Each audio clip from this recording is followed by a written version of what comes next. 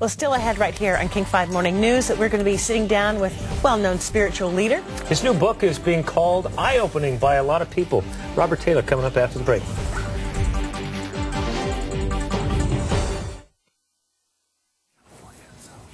Well, good morning, everybody. Welcome back. It's 8:43. This book is being hailed as a book that will transform your life. The title is A New Way to Be Human, 7 Spiritual Pathways to Becoming Fully Alive, written by the former dean of Seattle St. Mark's Episcopal Cathedral, Robert Taylor. He's here with us today. So happy to have you. Great to be here, Joyce. Thank you. Excited to talk about your new book. Good. First of all, let's talk about the title, A New Way to Be Human. What do you mean? Well, you know, I think for so many people there's a sense of jadedness, and the most obvious example is in our political process with all of the big money and people often saying, you know, what does my voice matter? What does it matter what I do? It's all kind of irrelevant. And I think that jadedness pervades our culture, and with that comes a sense of helplessness and disengagement. And I really believe that there's another way in which we stop clutching at what we know or of what we're afraid of, and move into the pathways of a new way to be human, and in the process become more fully alive, more engaged, and discover and rediscover our sense of oneness with one another. And then we're happier and we're healthier collectively, individually and collectively.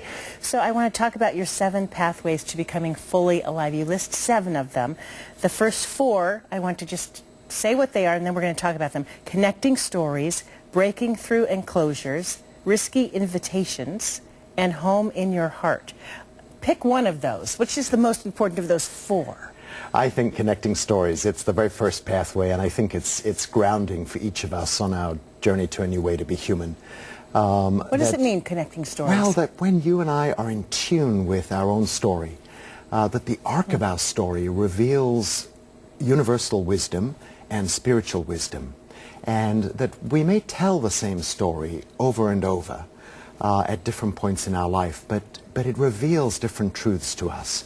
And that when we're comfortable with all of the parts of our story, most of us have shame and wonder and regret and joy, and they're all kind of bundled together, but often we kind of separate them out. But when we live with them interwoven, and we're able to have compassion towards ourselves, then we're able to be compassionate towards others, and our heart space starts to expand, and our engagement expands with the world. And so that's why I think connecting stories is such a vital pathway. And I actually tell many personal stories in the book, and one is I begin this pathway with my very first one-on-one meeting with Desmond Tutu in 1980. And he said to me, Robert, so tell me who you are, not what you've done. Now just think of the number of times you and I are at an event or something and someone says, you know, hi, what do you do? What do you do? And you know, we all have a neat little answer or whatever. But to ask someone, so who are you, is profoundly different. And I was, you know, a moment of being frozen. It was like, what do I say? So I told him a story, and unbeknownst to me, it was about a man who not only transformed my life, but it turned out that decades earlier, the same man had transformed Tutu's life.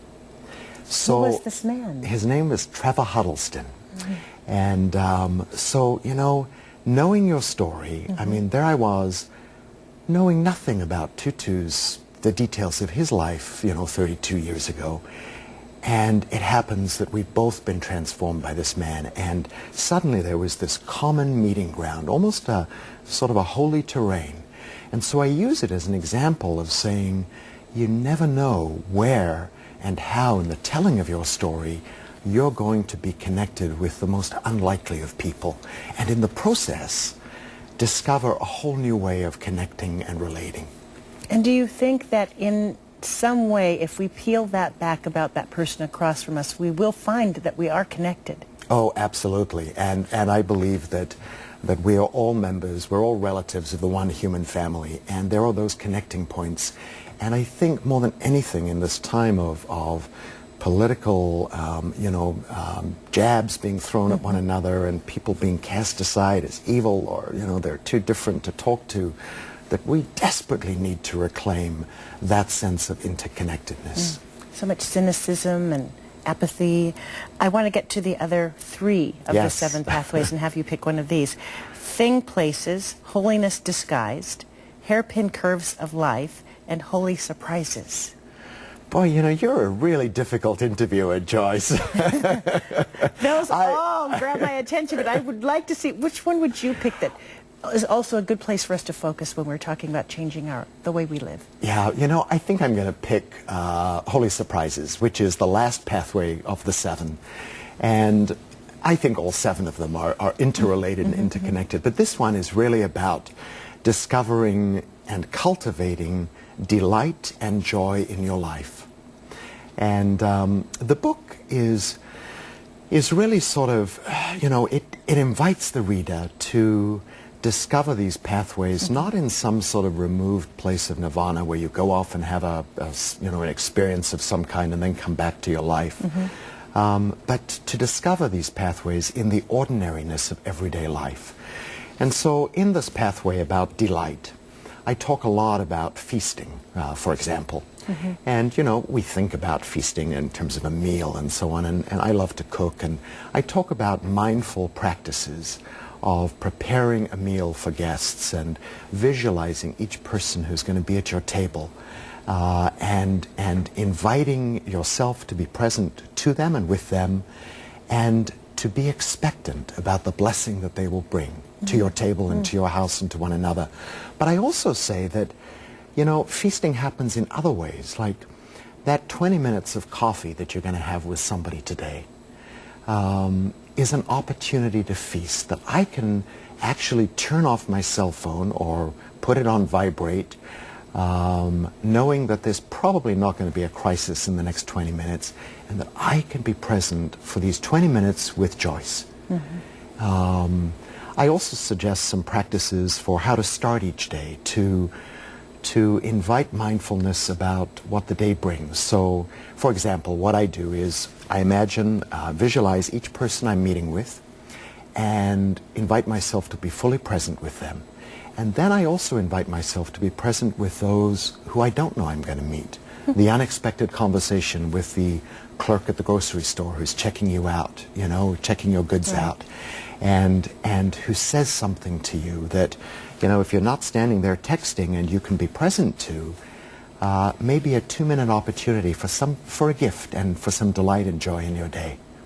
I'm almost out of time because I'd love to continue this, but I have to know, before I let you go, Desmond Tutu is a good friend of yours. Yes. How has he changed your life? How have you changed his life? Tell us about that relationship.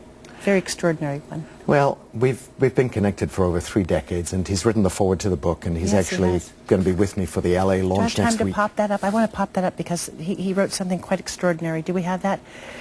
Brimming with hope and trust that God places in us. A new way to be human is a must-have for anyone on a spiritual path. And he continues on. That must have meant the world to you. Oh, it just is remarkable. And the fact that he's going to be with me for the launch in LA next week just fills my heart with gladness. But I think several things about him. One is he really is someone who just radiates delight. And he deals with lots of harsh things in the life of the world. He's been subject to physical violence himself, and yet there's this playfulness and joy about the everyday moments of life, and I love that about him. I also love the fact that he is loyal to his friends in a way that just inspires me and always hopes that I can emulate that. Well, it's just wonderful that you share so much of that in this book. It again is called A New Way to Be Human, 7 Spiritual Pathways to Becoming Fully Alive. Robert Taylor. So glad to have you here. We hope that you'll come back. I know you're splitting your time between here and wine growing. So we'd love to have you back anytime. Great. Thank you, Joyce. We'll be right back.